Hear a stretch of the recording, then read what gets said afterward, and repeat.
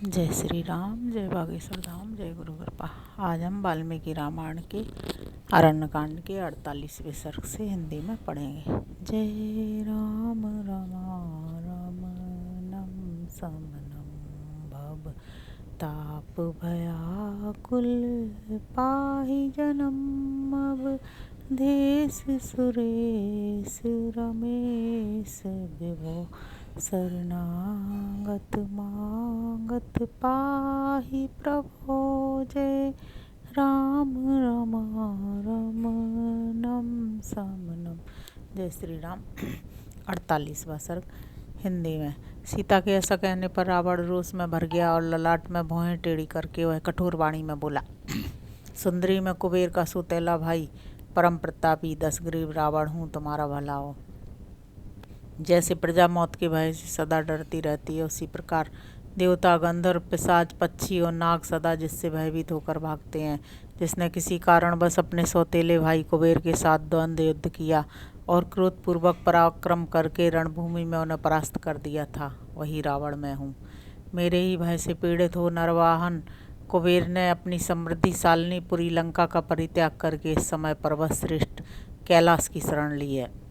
भद्रे उनका सुप्रसिद्ध पुष्पक नामक सुंदर विमान जो इच्छा के अनुसार चलने वाला है, मैंने पराक्रम से जीत लिया है और उसी विमान के द्वारा मैं आकाश में विचरता हूँ।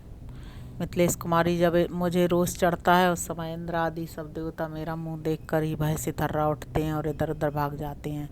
जहाँ मैं खड़ा होता हूँ वहाँ हवा डर डर डर कर धीरे धीरे चलने लगती है। मेरे भय से आकाश में प्रचंड किरणों वाला सूर्य भी चंद्रमा के समान शीतल हो जाता है। जिस स्थान पर मैं ठहरता या भ्रमण करता हूँ वहाँ वृक्षों के पत्ते तक नहीं हिलते और नदियों का पानी स्थिर हो जाता है। समुद्र के उस पार लंका नामक मेरी सुंदर पुरी है, जो इंद्र की अमरावती के समान मनोहर तथा घोर राक्षसों से भरी हुई है। उसके चारों ओर बनी हुई सफ़ेद चहार दीवारें उस पुरी की शोभा बढ़ाती हैं। लंकापुरी के महलों के दालान फर्श आदि सोने के बने हैं और उसके बाहरी दरवाजे वैदूर्यमय हैं। वह पुरी बहुत ही रमणीय है। हाथी, घोड़े और रथों से वहाँ की सड़कें भरी रहती हैं। भांति भांति के वाद्यों की ध्वनि गूंजा करती है। सब प्रकार के मनोवांछित फल देने वाले वृक्षों से लंकापुरी व्याप्त है। नाना प्रकार के उद्यान उसकी शोभा बढ़ाते हैं। राजकुमारी सीते, तुम मेरे साथ उस पुरी में चलकर निवास करो। मनुष्यनी वहाँ रहकर तुम मानवी स्त्रियों को भूल जाओगी। सुंदरी लंका में दिव्य और मानुष भोगों का उपभोग करती हुई तुम उस मनुष्य राम का कभी स्मरण नहीं करोगी, जिसकी आयु अब समाप्त हो चली है।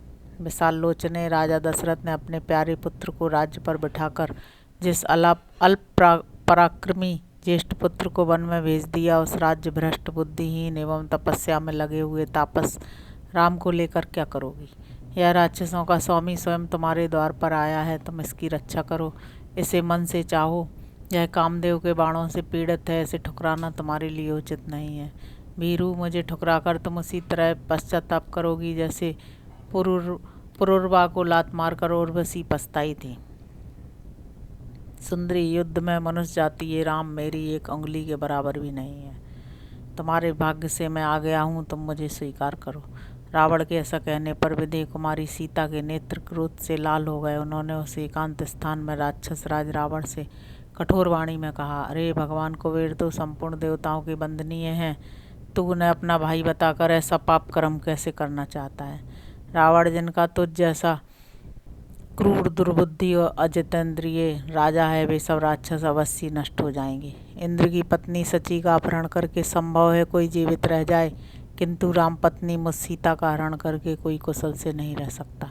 राक्षस वज्रधारी इंद्र की अनुपम रूपवती भार्या सची का तिरस्कार करके संभव है कोई उसके बाद भी चिरकाल तक जीवित रह जाए, परंतु मेरी जैसी स्त्री का अपमान करके तू अमृत पी ले तो भी तुझे जीते जी छुटकारा नहीं मिल सकता। इस प्रकार श्री वाल्मीकि निर्मृतार्ष रामायण आदि काव्य के अरण्य कांड में 48वां सर्ग पूरा हुआ।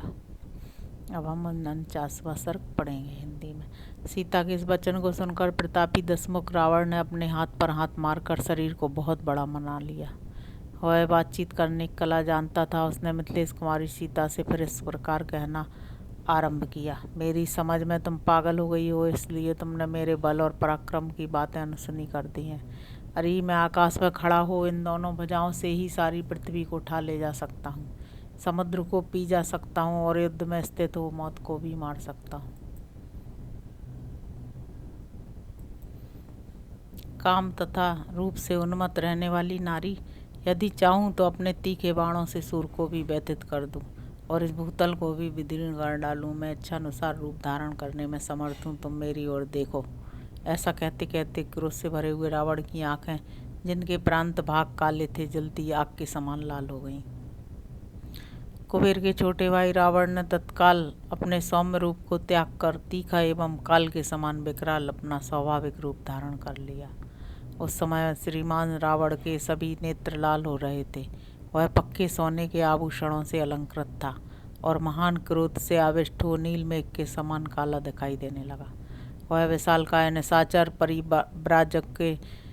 परिवारचक के उस छद्मवेश को त्याग कर 10 मुखों और 20 भुजाओं से संयुक्त हो गया। उस समय राक्षस राज रावण ने अपने सहज रूप को ग्रहण कर लिया और लाल रंग के वस्त्र पहनकर वह स्त्री रत्न सीता की ओर देखता हुआ खड़ा हो गया। काले केस वाली मैथिली वस्त्र आभूषणों से विभूषित हो सूर्य की प्रभासी जान पड़ती थी।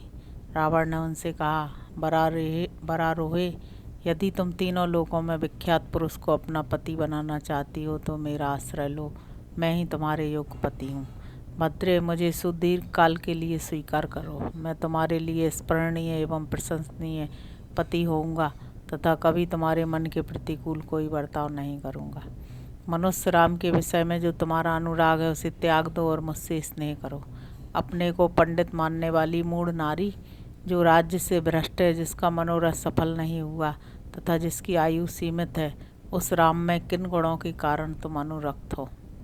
जो एक स्त्री के कहने से सौहार्दों सहित सारे राज्य का त्याग करके इस हिंसक जंतुओं से सेवित वन में निवास करता है, उसकी बुद्धि कैसी खोटी है।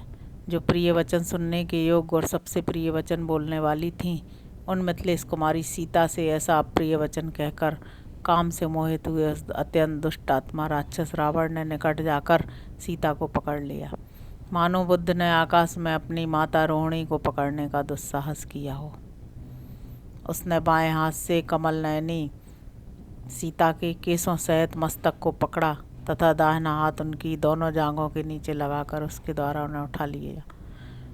उस समय तीखी दाढ़ों और विशाल भुजाओं से युक्त पर्वत शिखर के समान प्रतीत होने वाले उस काल के समान विकराल राक्षस को देखकर वन के समस्त देवता भयभीत होकर भाग गए।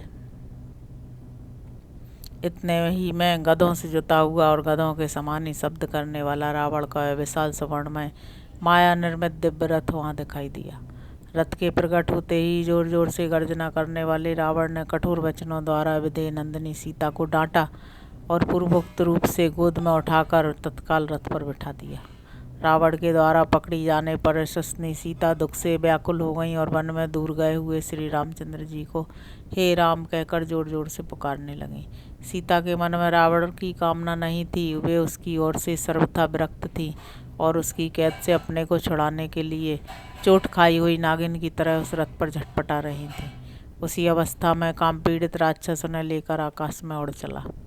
राक्षस राज जब सीता को हरकर आकाश मार्ग से ले जाने लगा, उस समय उनका चित्त भ्रमित हो उठा। वे पगली सी हो गई और दुख से आतिर सी होकर जोर जोर से विलाप करने लगी। हाँ महाबाहु लक्ष्मण, तुम गुरुजनों के मन को प्रसन्न करने वाले हो।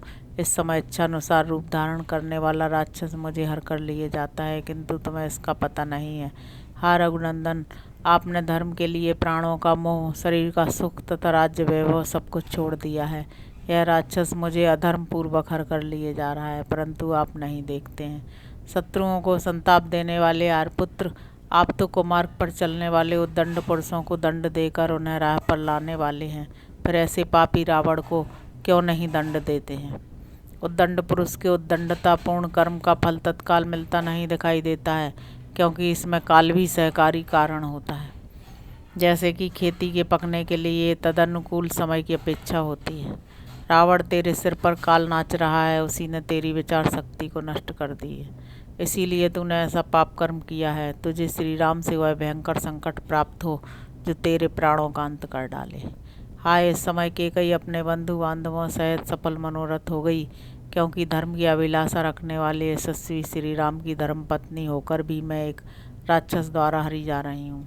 मैं जन स्थान में खिले हुए कनेर वृक्षों से प्रार्थना करती हूँ, तुम लोग शीघ्र ही राम से कहना कि सीता को रावण हर ले जा रहा है।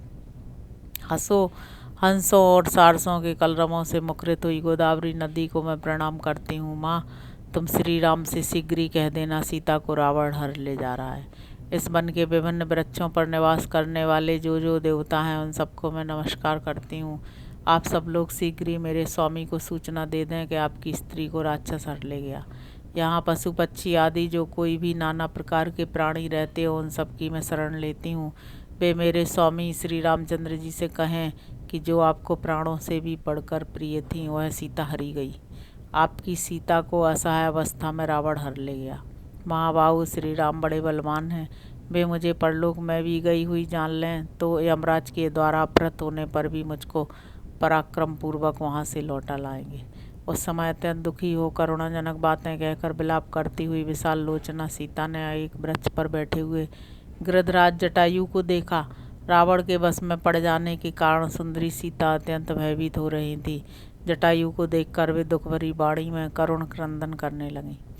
आर्य जटायु, देखिए यह पापाचारी राक्षस राज अनाथ की भांति मुझे निर्दयता पूर्वक हर कर लिए जा रहा है, परंतु आप इस क्रूर निशाचर को रोक नहीं सकते क्योंकि यह बलवान है। अनेक युद्धों में विजय पाने के कारण इसका दुस्साहस बढ़ा हुआ है। इसके हाथों में हथियार है और इसके मन में दुष्टता भी भरी हुई है। आर्य जटायु, जिस प्रकार मेरा अपहरण हुआ है यह सब समाचार आप श्री राम और लक्ष्मण से ज्यों का ज्यों पूर्ण रूप से बता दीजिएगा। इस प्रकार श्री वाल्मीकि निर्मित रामायण आदि काव्य के अरण्यकांड में 49वां सर्ग पूरा हुआ। जय श्री राम, जय बागेश्वर धाम, जय गुरु कृपा।